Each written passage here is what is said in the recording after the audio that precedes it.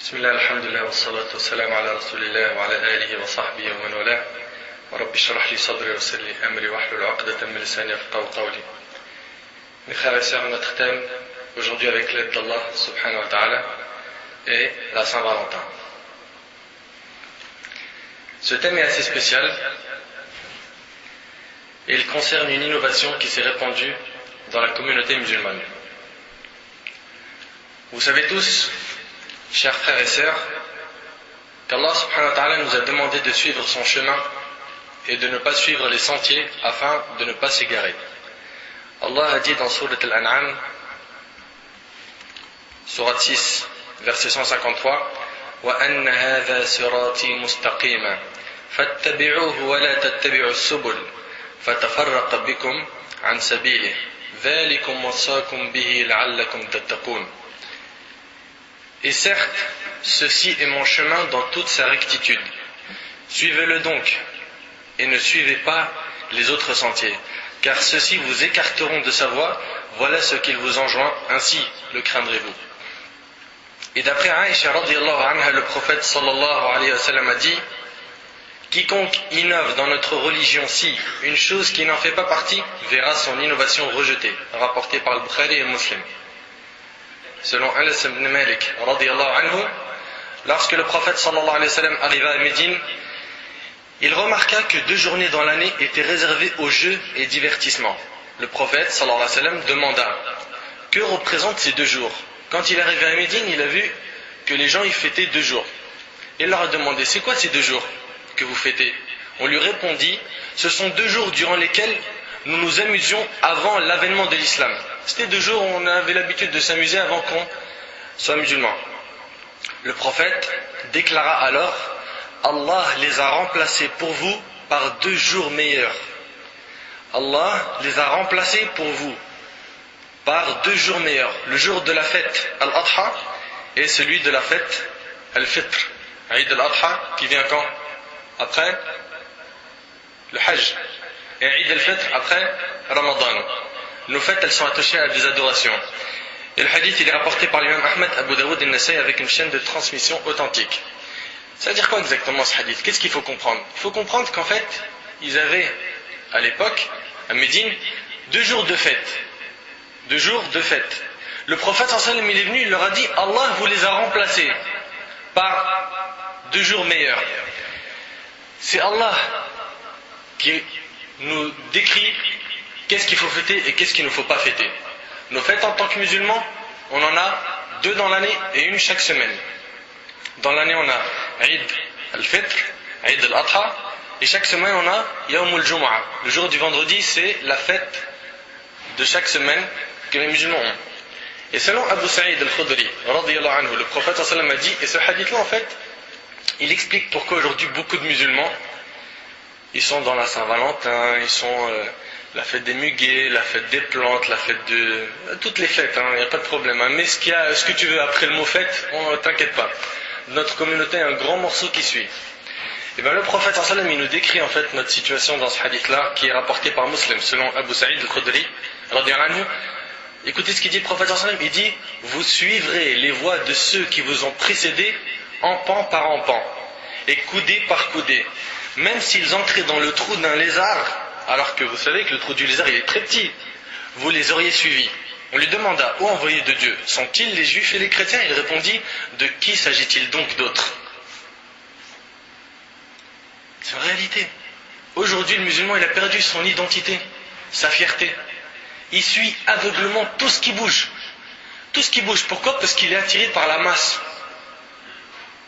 Le musulman lui-même a sa fierté, il a son identité, il est musulman. Allah subhanahu wa ta'ala nous a choisi, il nous a donné plusieurs faveurs. Après c'est vrai que quand on est ignorant, on ne peut pas le savoir. C'est pour ça qu'il faut apprendre la science, apprendre, écouter des audios, acheter des livres, aller dans des conférences. Ça ouvre l'esprit. Wallah al-azim, vous allez en apprendre énormément. Wa alaykum assalam wa rahmatullahi wa barakatuh. Si seulement on suivait les non-musulmans dans leur science de ce bas monde et qu'on essayait de produire comme ils produisent, d'exporter nos produits comme ils le font très bien, non. Nous, ce qui nous intéresse, c'est d'imiter dans ce qui sert à rien. Halloween, le Nouvel An, Saint-Valentin, Pâques, 14 juillet, t'as acheté les pétards?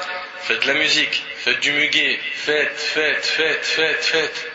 Akhi, subhanallah, c'est dans ça seulement que tu sais suivre les non-musulmans? Tu veux pas atteindre de bons postes dans les études, ni évoluer, ni ouvrir ta propre société? Non, toi ce que tu veux c'est juste ça. Les trucs qui servent à rien, t'es dedans. Le prophète sallam a dit vrai lorsqu'il a dit: vous suivrez les voies de ceux qui vous ont précédés empan par empan. Ça veut dire quoi empan par empan? Ça veut dire ça. Empan par empan. T'imagines un petit peu? Coudée par coudée, même s'ils entraient dans le trou dans les arbres, vous les auriez suivis. Aveuglement. Ils vont en boîte de nuit. Attends, c'est la chouma, tu vas pas dire que tu vas pas en boîte. Eh frère, il faut que tu t'adaptes. Quoi, tu veux pas y aller? Un petit verre de temps en temps dans les occasions, tu veux pas boire un petit verre? Allez, tu une taf. Vas-y, tu vas devenir un homme. Si tu fais pas ça, t'as l'impression d'être inférieur, de ne pas être adapté, de ne pas être dans le même monde que ces gens-là. Or, le musulman, il devrait être suivi. Et pas il suit les gens comme ça aveuglement. Mes frères et sœurs, la Saint-Valentin, c'est quand? Today. Et la plupart des historiens pensent que l'histoire de la Saint-Valentin remonte à la période des Romains, en l'hommage du dieu Lupercus, le dieu des troupeaux et des bergers, en hommage à un faux dieu. Les gens procédaient par tirage au sort, une sorte de loterie de l'amour. On mettait le nom des filles et le nom des garçons de façon à former des couples. Ces couples devaient sortir ensemble pour tout le reste de l'année. Ce rituel se nomme les Lupersales romaines, ou la fête de la fertilité, et soulignait le passage vers l'âge adulte. Les couples passaient ainsi un an ensemble, jusqu'au prochain tirage l'année suivante. Les prêtres de l'époque trouvaient ce rituel peu acceptable, et décidèrent de remplacer ce dieu par un saint, qui devint martyr 200 ans plus tôt, soit Saint Valentin. Regarde, c'est une fête romaine, on n'a rien à voir dedans, mais... À l'époque, celui-ci avait décidé de défendre l'amour en mariant les couples malgré l'interdiction de l'empereur Claude II. L'empereur avait interdit le mariage puisque cela empêchait les hommes de s'enrôler dans l'armée. Lorsque l'empereur découvrit les comportements de Valentin, il l'emprisonna le jour du 14 février 268. 14 février. La légende raconte qu'avant d'être torturé et décapité un 14 février, il aurait offert à la fille de son gardien des feuilles rappelant la forme d'un cœur et signées de ton Valentin. Plus tard, afin d'honorer son sacrifice pour l'amour, Valentin a été canonisé. Durant le mois de février, les Romains s'échangèrent des mots doux que l'on nomma plus tard des Valentins. Toi, ils s'envoient des lettres d'amour, des petites cartes postales le 14 février pour se rappeler de leur dieu Valentin. Et un petit mot d'amour. Et ils ont appelé ces mots d'amour des Valentins. Et c'est pourquoi le 14 février, en sa mémoire, les amoureux s'échangent romances et Valentins. Aujourd'hui, cette coutume est restée dans les mœurs. Chers frères et sœurs, l'islam valorise l'amour, l'affection, la bonne entente, le bon comportement. Et cela entre parents et enfants, entre frères et sœurs, entre mari et femme. En ce jour de 14 février, soi-disant fête des amoureux, il nous semble important d'inviter le musulman à ne pas fêter ou participer à des fêtes d'origine païenne et de nous intéresser à la relation qui lie époux et épouse. De la communauté de Mohammed sallallahu alayhi wa sallam, peu de gens savent qu'à l'origine c'est une fête romaine. Et hélas aujourd'hui ceux qui s'appellent Fatima, Khadija, Mohammed, Ahmed, Khalid, Omar, Abu Bakr fêtent la Saint-Valentin. Wa inna lillahi wa inna ilayhi raji'un. Et c'est une catastrophe. Une catastrophe de voir que des noms comme ça, Abu Bakr, Mohammed, Wallahi, ces noms-là, ils sonnent dans l'oreille, ils sonnent dans les cœurs, mais les cœurs vivants, pas les cœurs des gens malades et morts, remplis de passion. Subhanallah, t'imagines un petit peu? Aujourd'hui, on fête une fête romaine. Romaine, c'est quoi sa source? C'est un dieu, un lover, il écrivait des lettres, et machin chouette et cacahuète, il est mort pour se rappeler de cet homme-là. Chaque 14 février, on s'envoie des Valentins. Aujourd'hui, t'as des cartes postales qui se vendent avec un cœur, une flèche, je sais pas quoi, celui qui t'a jamais aimé, je sais pas quoi, des trucs bizarres. Wallah, tu deviens fou. Et nous, on est dedans. Nous, subhanallah. Ces gens-là, les jeunes, font des cadeaux, que ce soit à leur femme ou à leurs petits amis, des roses rouges, des lettres d'amour, des cartes postales, avec écrit dessus « Je t'aime ». Ils envoient aussi des SMS, etc., etc. Et attention, hein, si la femme, elle ne reçoit pas de cadeau, ou au moins un petit message, ton Valentin, ou je t'ai toujours aimé, ou un truc comme ça, c'est la guerre, hein. C'est chaud. Faites gaffe à ceux qui sont mariés. Hein. Non, Allah, franchement, c'est plus marrant qu'autre chose. De savoir que nous, on est devenus des moutons à ce point-là. Et dans tout ça, les musulmans suivent et ont perdu leur identité. Avant, on dirigeait le monde. Aujourd'hui, on est dirigé par le monde. Regarde, les jeunes ce jour-là. Le mec, quand il sait qu'aujourd'hui c'est la Saint-Valentin, alors, qu'est-ce qu'il fait? Après, on va voir aussi les filles, qu'est-ce qu'ils font? Ils s'habillent top.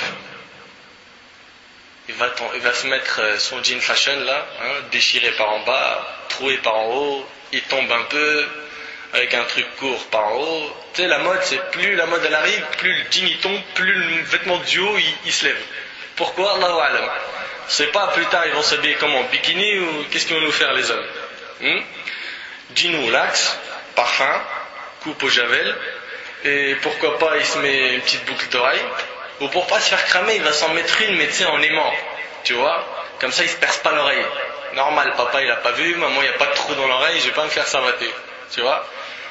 La petite boucle d'oreille. Après, il va s'acheter des clopes, et il donne rendez-vous à sa petite copine, s'il en a une. Soit il part à la chasse, s'il en a pas. Hein? Bien sûr, il prend avec lui de quoi se protéger si jamais il doit faire zina. Histoire d'être opérationnel, tu vois, à n'importe quel moment, et dès qu'il sert une fille, il sait comment ça va se passer. Même si la fille, elle ressemble à rien, un ton à la catalane, il va dire c'est pas grave. L'essentiel, c'est qu'aujourd'hui, j'en ai serré une. Hein? Et si la fille, elle est bien, bon, il va en parler pendant des siècles, et quand il va rencontrer ses potes, il va leur dire Wallahi, hier, je t'ai serré un avion de chasse. C'est un truc de ouf, chargé de missiles, laisse tomber, tu vois. Voilà, ça c'est les jeunes d'aujourd'hui. Mais les filles c'est pareil, hein. On a parlé des gars, on les a charriés un petit peu, mais les filles c'est un truc de malade.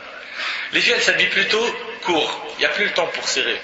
Serrer ça y est mon frère, c'est à l'ancienne, là ça évolue. Elle c'est pas, ça descend comme les hommes en bas le vêtement et on lève, non, monte, jusqu'à on sait plus où ça va, tu vois. Elle s'habille plutôt très court, car trop serré c'est pas intéressant. Ce jour-là, t'as l'impression même qu'elles ont oublié de s'habiller. Après, tu vois, tu dis ça pour leur trouver une excuse. Ou des fois, elles mettent juste des vêtements méga serrés, en vidant bien sûr un flacon de parfum. Je sais pas si c'est dû à des problèmes d'odeur ou quoi. Alors que d'habitude elles sont Wallah al-musta'an, Wallah, ce jour-là c'est un jour de fou. Franchement, on en parle, on rigole là. Mais quand tu regardes Mohamed, Khadija, Fatima, ils sont tous dans ce délire-là, tu te dis c'est pas possible. Où va le monde? Où va le monde? Alors bien sûr, elle vide le flacon de parfum pour pas sentir le roquefort. Elle se maquille jusqu'à ce que tu as l'impression qu'elle va au cirque remplacer le clown. Je te jure, tu as l'impression que c'est de la peinture qu'elle met. Wallah al-azim. Il y en a quand tu la vois, tu te dis subhanallah, c'est quoi ça? Peut-être elle a un tour dans un cirque ou elle va au théâtre ou... C'est pas possible, c'est pas du fond de teint. Ils vident des flacons, des tubes. Ah bon, laisse tomber. Elles se reconnaissent, celles qui font ça, et peut-être qu'elles en rient.